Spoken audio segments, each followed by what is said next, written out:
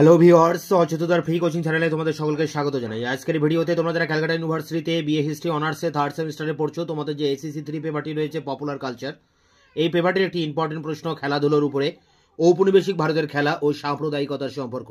এটি খেলাধুলার সাথে সাম্প্রদায়িকতার সম্পর্ক নিয়ে আলোচনা করতে হবে। এই ভিডিওতে এই আলোচনা করছি তোমাদের সামনে।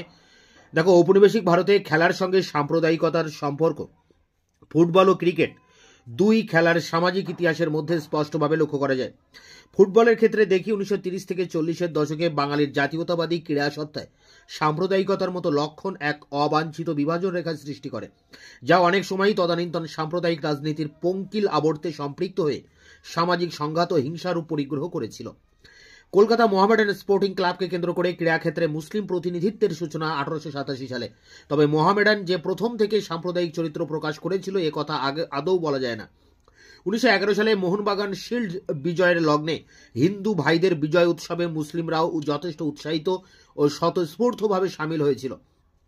কিন্তু ভারতীয় বাংলার রাজনীতিতে মুসলিম লীগের প্রভাব বৃদ্ধি এবং 1920-এর দশকে হিন্দু মুসলিম সম্পর্কের অবনতির প্রেক্ষাপটে খেলার মাঠেও তার প্রতিফলন পড়তে শুরু করেছিল।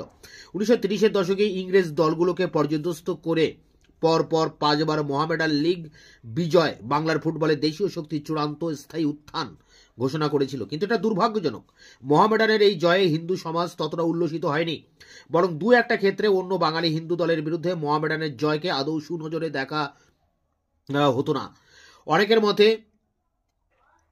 হিন্দু ভদ্রলোকে প্রভাবিত আইএফ এর হাতেও ওই ক্লাবকে অনেক বৈষম্যের শিকার হতে হয়েছিল। আর এজন্যই বোধ হয় অনেক বড় মাপের কৃতিত্ব দেখানো সত্ত্বেও মোহামেডানের ফুটবল বিজয়ের কাহিনী মোহনবাগানের শিল্ড জয়ের তুলনায় একদম উপেক্ষিত থেকে গেছে। প্যারা করে দেখো, 1930-এর দশকে বাংলাদেশে কৃষক প্রজা পার্টি ও ফজলুল হকের শাসনকালে মুসলিম লীগের জনপ্রিয়তা বৃদ্ধিতে মোহামেডানের ফুটবল সাফল্য গুরুত্বপূর্ণ অবদান রেখেছিল। এর ফলে বাংলাদেশের বিভিন্ন জেলা, পরগনা, মফস্বলে মুসলিম স্পোর্টিং ক্লাব গঠনের উদ্যোগ শুরু হয়। মুসলিম লীগ তথা কৃষক প্রজা পার্টির রাজনৈতিক ক্ষমতায় অধিষ্ঠান মোহামেডানকে বিভিন্ন ক্ষেত্রে যথেচ্ছ বেআইনি সরকারি সাহায্য দিয়েছিল, তার প্রমাণও পাওয়া যায়। হিন্দুরা স্বভাবতই এই ধরনের সরকারি একদর্শিতার বিরুদ্ধে সরব হয়েছিল। অধ্যাপক সুরঞ্জন দাস 1946 সালে কলকাতার দাঙ্গার প্রেক্ষাপটে মোহামেডান স্পোর্টিং ক্লাবকে কেন্দ্র করে যে সেলফ মোবিলাইজেশনের ইঙ্গিত দিয়েছেন তা কিন্তু শুধু মুসলিমদের ক্ষেত্রেই সীমাবদ্ধ ছিল না। তনিকা সরকার মন্তব্য করেছেন, 1920-এর দশক থেকে ক্রীড়া ভিত্তিক হিন্দু শরীর শিক্ষা বা স্বেচ্ছাসেবী সংগঠনের সক্রিয়তা মুসলমানদের মধ্যে আশঙ্কা সৃষ্টি করে এবং তাদের পাল্টা প্রস্তুতি গ্রহণে উত্তেজিত করে। সুতরাং সাম্প্রদায়িক দাঙ্গার প্রেক্ষাপটে এইসব সংগঠন ভিত্তিক হিন্দু সেলফ মোবিলাইজেশন প্রক্রিয়ায় ফুটবলের মতো খেলাধুলোর ভূমিকাকে অস্বীকার করা অসঙ্গত হবে। বিশেষত দাঙ্গার প্রেক্ষাপটে ফুটবল খেলাকে কেন্দ্র করে ময়দানি হিংসার একটা সাম্প্রদায়িক চরিত্র এ সময়ে প্রকট হয়ে পড়ে। ঔপনিবেশিক ভারতের ক্রিকেট ইতিহাসেও সাম্প্রদায়িকতার প্রভাব ও তজ্জাত সমস্যা খোঁজার চেষ্টা হয়েছে। 1930 ও 40-এর দশকে বোম্বেতে অনুষ্ঠিত পেন্টাঙ্গুলার প্রতিযোগিতার বিরুদ্ধে আন্দোলন সংগঠনের পিছনে এই সাম্প্রদায়িক কারণই প্রধান ছিল বলে প্রচলিত ঐতিহাসিক ধারণা বিদ্যমান। বোম্বে শহরে সাম্প্রদায়িক জিমখানাদের পরিচালনায় সূচিত এই প্রতিযোগিতায় সম্প্রদায় ভিত্তিক ক্রিকেট দলের প্রতিনিধিত্ব 1890-এর দশক থেকে পরিলক্ষিত হয়। ইউরোপীয়, পার্সি, হিন্দু, মুসলিম এবং অবশিষ্ট 5টি সম্প্রদায় ভিত্তিক দলকে নিয়ে সংগঠিত এই প্রতিযোগিতা শুধু যে জনপ্রিয়ই ছিল তা নয়, অর্থনৈতিক দিক থেকেও এটি অত্যন্ত লাভজনক হয়ে উঠেছিল। প্রচলিত ঐতিহাসিক ধারণা অনুযায়ী পেন্টাঙ্গুলার প্রতিযোগিতার সাম্প্রদায়িক চরিত্রের বিরুদ্ধে যে বৃহত্তর আন্দোলন সূচিত হয় তার ফলস্বরূপ শেষ পর্যন্ত 1946 সালে ওই প্রতিযোগিতা বন্ধ করে দেওয়া হয়। এর কারণ হিসেবে বলা হয়েছে যে 1930-এর দশকে এই সাম্প্রদায়িক প্রতিযোগিতাকে গান্ধীবাদী ধর্মনিরপেক্ষ অর্থাৎ সেকুলার জাতীয় আন্দোলনের প্রেক্ষাপটে চলতে দেওয়া জাতীয়তাবাদী নেতাদের তথা মানুষের পক্ষে যুক্তিযুক্ত বা সম্ভব ছিল না। ক্রমশ ভারতীয় দেশীয় রাজারাও যার ফলে এই প্রতিযোগিতার বিরুদ্ধে সরব হয়েছিলেন। এর ফলস্বরূপ পেন্টাঙ্গুলার প্রতিযোগিতা বন্ধ করা নিয়ে সম্প্রদায় ভিত্তিক জিমখানা ও বম্বে ক্রিকেট অ্যাসোসিয়েশনের সঙ্গে board of control for cricket in India BCCI এর এক দীর্ঘস্থায়ী তিক্ত বিবাদ চলে 1930 থেকে 40-এর দশক জুড়ে, যার পরিণতিতে শেষ পর্যন্ত পেন্টাঙ্গুলারকে বন্ধ করে দিতে হয়।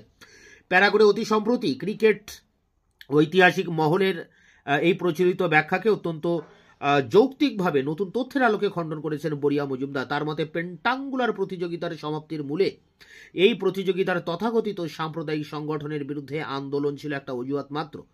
আসল কারণ আমাদের খুঁজতে হবে সেই যুগের রাজনৈতিক অর্থনৈতিক প্রেক্ষাপটে বম্বে তথা ভারতীয় সমাজের বাণিজ্যিকীকরণ, পেশাদারীকরণ ও আমলাতান্ত্রিকরণের নতুনতর প্রভাবের মধ্যে।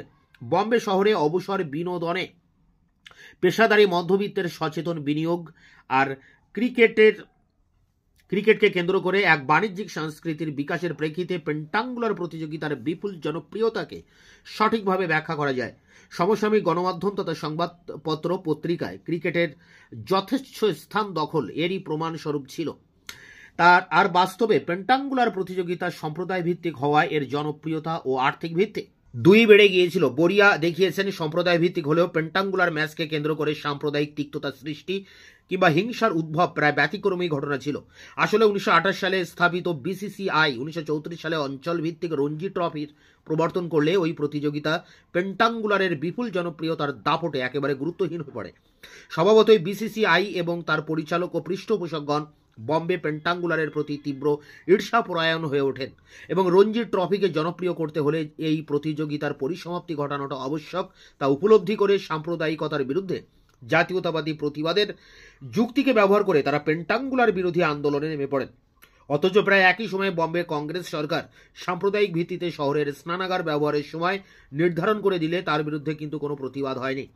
শেষ প্যারা, সম্প্রদায় ভিত্তিক gymkhana, Bombay cricket association, all India radio merchant, অসংখ্য ক্রিকেটার, এমনকি বেশ কিছু সংবাদপত্র পেন্টাঙ্গুলার প্রতিযোগিতার পক্ষে সওয়াল করলেও অন্যান্য আঞ্চলিক ক্রিকেট সংস্থা এবং ভিজিয়ানা গ্রাম ও পাতিয়ালার মহারাজাদের পাশে নিয়ে বিসিসিআই নিজের আর্থিক অস্তিত্বের সংকট মোচনের স্বার্থে পেন্টাঙ্গুলারের বিরুদ্ধে এক ক্রুসেড চালিয়ে গিয়েছিল।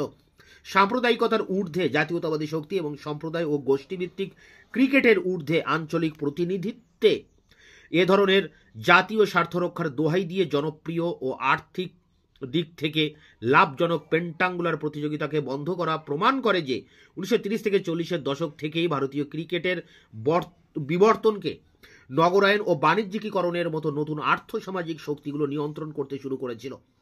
তো এই ছিল ভারতে খেলাধুলা ও তার সাম্প্রদায়িকতার যে ইতিহাস, তার উপরে কোশ্চেন অ্যান্সার তোমাদের সামনে তুলে ধরলাম। এটি সংগ্রহ করে পরীক্ষার প্রস্তুতি নাও। দেখা হচ্ছে অন্য কোনো ভিডিও ক্লাসে।